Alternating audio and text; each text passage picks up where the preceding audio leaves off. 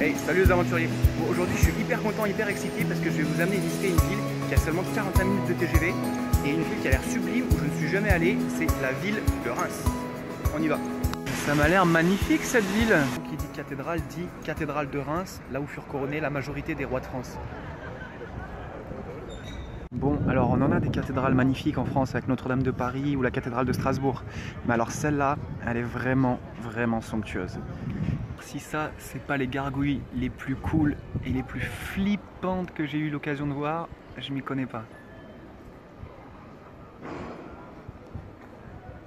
Alors là, je vous présente le mondialement célèbre Ange au sourire, qui est devenu mondialement célèbre justement tristement à cause des bombardements de la Première Guerre mondiale.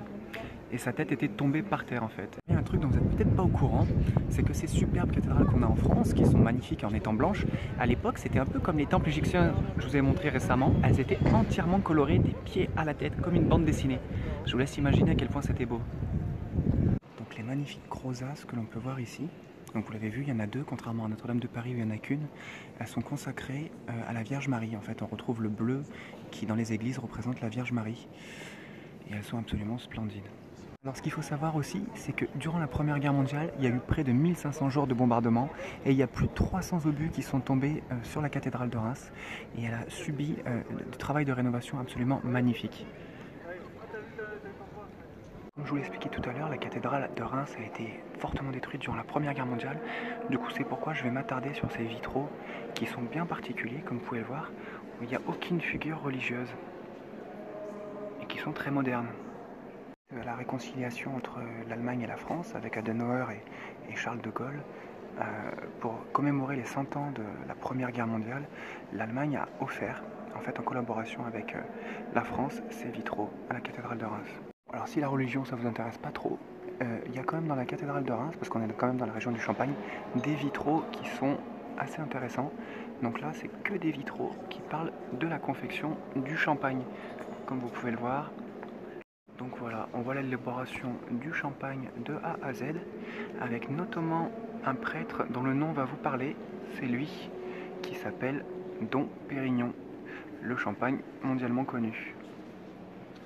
Et donc c'est ici qu'en 496 a été baptisé Clovis, et qu'on peut donc considérer comme le début de l'Empire de France.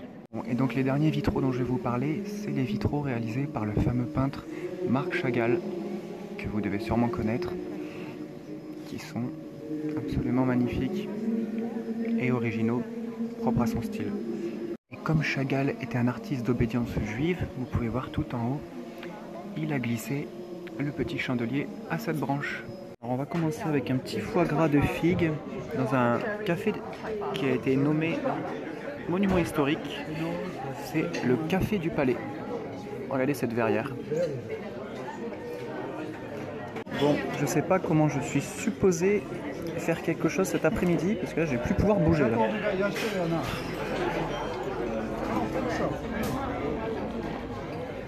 Et donc maintenant on est avec Maëva. Salut Maëva. Salut. Dans sa superbe estafette Alouette des 1980, c'est ça? 1980. Et Maëva m'amène visiter les vignobles de Champagne.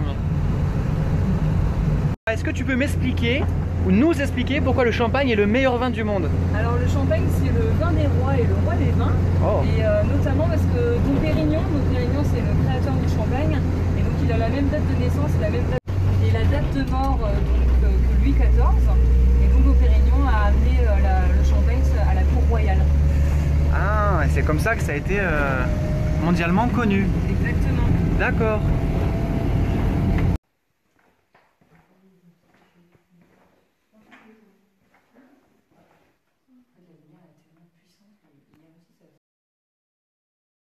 Comment tu vas? Ça va?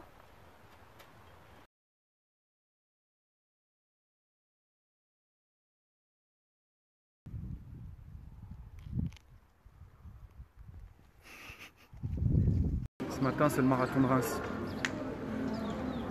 Je suis chaud. Chaud de ouf. En fait la vérité c'est que j'ai dormi quelques heures, que j'ai pas fait de jogging depuis 1 an et demi et que je suis grave dans la merde.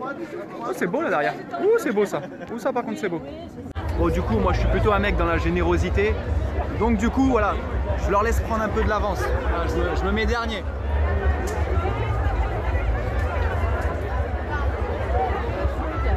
Regardez-moi ça, c'est pas beau? Donc sur votre gauche, la cathédrale de Reims, construite en... Ouais, je sais pas en fait, mais elle est vieille. Alors, regardez, là c'est le stade de Reims. Le mythique stade de Reims. Bon, enfin, c'est pas celui de l'époque, mais... Il était qui? Big up, Raymond Coppa.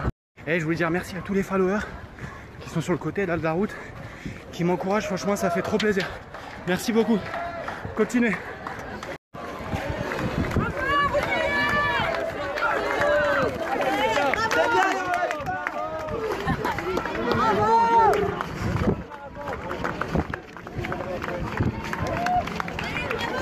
Je veux dire à mes potes là, en début de semaine, qui m'ont invité à manger une raclette, et à Lilou qui m'a invité au comptoir général bouffe à volonté.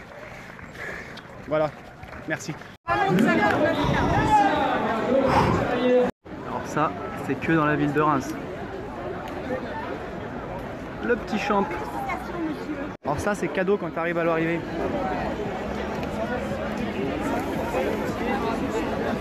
Ça va?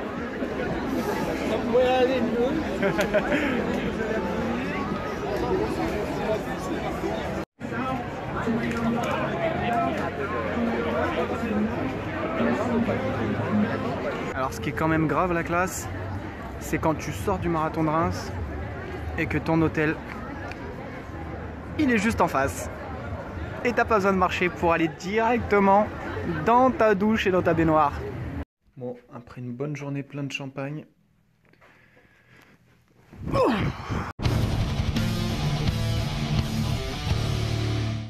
Bon, il y a l'office de tourisme de Reims qui a vu que je galérais après la course de ce matin et qui vient d'envoyer une limousine. Du coup, je sais pas trop où on va. Monsieur, on va où? Nous allons au spa. Au spa? C'est ça exactement. Ah, parfait. Ça va être bon ça. Ah ouais, donc en fait, c'est une dinguerie. Je viens d'arriver dans le spa qu'ils ont réservé pour moi. Hey, salut. Et en fait, donc là, il y a une salle de cinéma. Et là, j'ai un jacuzzi, un sauna, un hammam. Pression, sauna, hammam, jacuzzi, cinéma. Mais c'est juste parfait quoi, c'est juste exactement ce qu'il me fallait après la course de ce matin. Et allez, on va aller choisir le film. Vous voulez voir quoi? Bon alors je choisis quoi alors? Oh Daft Punk, ça peut être pas mal. Oh Céline Dion. Nanana. Bon calmez-vous tout de suite, je vais pas prendre Céline Dion. Johnny Hallyday non plus. Oh le Roi Lion, oh le Roi Lion. C'est un petit Roi Lion. Attends, qu'est-ce qu'il y a d'autre? Qu'est-ce qu'il y a d'autre? Et on n'est pas bien là? Alors?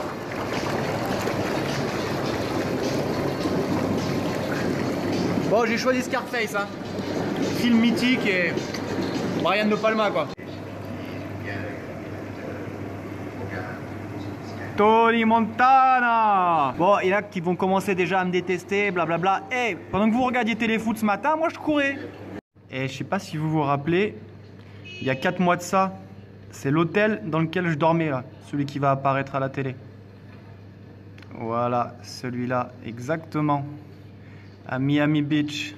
Ouh, je crois que c'est en train de dégénérer là. Bah ouais, mais bon, fallait lui dire bonjour quand il t'a salué quand même. Oi, oi, oi. Ah ouais, tronçonneuse carrément quoi. Oh là là, attention derrière toi.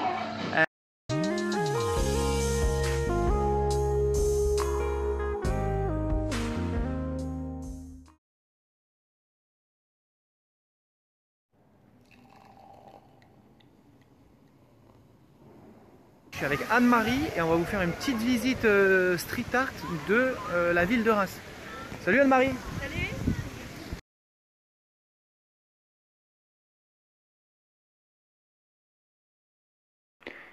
Il y a près de 20 millions de bouteilles chez Tétinger qui restent dans ces crayères.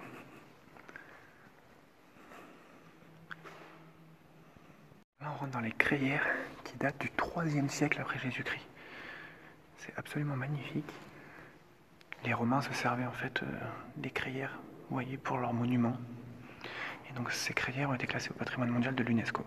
Alors ces petites marques blanches que vous voyez sur les bouteilles, c'est parce qu'il y a un métier type à la Champagne qui s'appelle le remueur. Il vient tourner les bouteilles 2 fois par semaine, un quart vers la gauche et un huitième vers la droite, pendant 10 ans. Alors là, pour vous rendre compte, derrière le mur, il y a 100 000 bouteilles.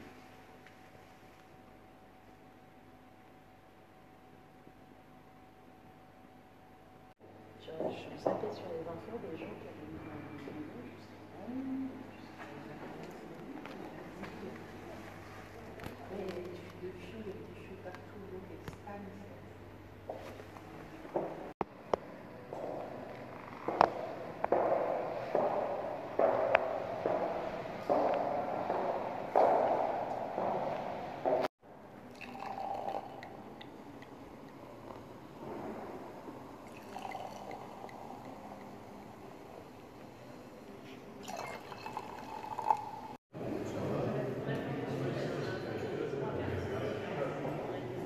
Cet après-midi les gars, je vous fais visiter la ville de Reims en Segway. Je sais pas si vous en avez déjà fait. Franchement c'est assez cool. C'est pas si compliqué que ça et t'as des bonnes sensations dessus. Ils m'ont mis avec la championne d'Europe de Segway qui me fait des figures de malade là. Oi oi oi. Vas-y je te filme hein. Le salto, le salto. Ouh là là là là là. Équipe de... Il est bloqué, il est bloqué, il est bloqué. Comment on fait? Oh putain, je vais gerber, je vais gerber.